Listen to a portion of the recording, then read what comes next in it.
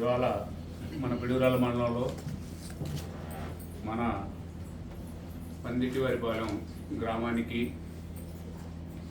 మన గౌరవ ఎమ్మెల్యే ఎర్రపనేని శ్రీనివాసరావు గారు ఇంటింటికి తెలుగుదేశం పార్టీ కార్యక్రమానికి ఇక్కడికి విచ్చేసినందుకు వారికి ధన్యవాదాలు తెలుపుతూ ఇవాళ మన తెలుగుదేశం పార్టీ బ్రహ్మాండంగా అభివృద్ధి సంక్షేమాన్ని రెండు సమాంతరంగా పట్టాలపై తీసుకెళ్తా ఉన్నారు.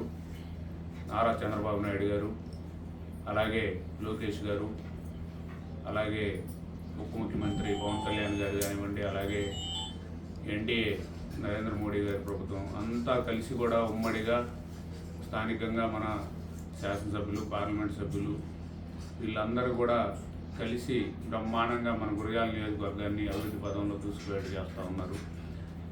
ఇవాళ అభివృద్ధికి అరాచకానికి తేడా ఏంటో ఈ రాష్ట్ర ప్రజలు గమనిస్తూ ఉన్నారు. ఇందాక ఎమ్మెల్యే గారు చెప్పినట్టు ఎవరైనా చనిపోయిన వాళ్ళని బాధితుల్ని పరామర్శిస్తారు, కానీ ఎవరైతే చంపారో వాళ్ళని పరామర్శించడం అనేది చాలా సిగ్గుచేటు. ఎక్కడ మనం చరిత్రలో కూడా ఎవరు కూడా ఈ విధంగా చంపిన వాళ్ళని వెళ్ళి పరామర్శించడం అనేది ఎప్పుడు కూడా మనం చూసి ఉన్నాం కూడా.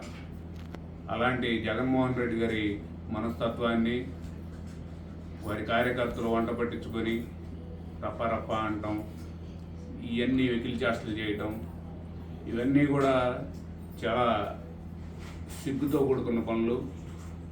చంద్రబాబు నాయుడు గారి నైజానికి కంప్లీట్గా భిన్నంగా ఉండేటువంటి పరిస్థితి.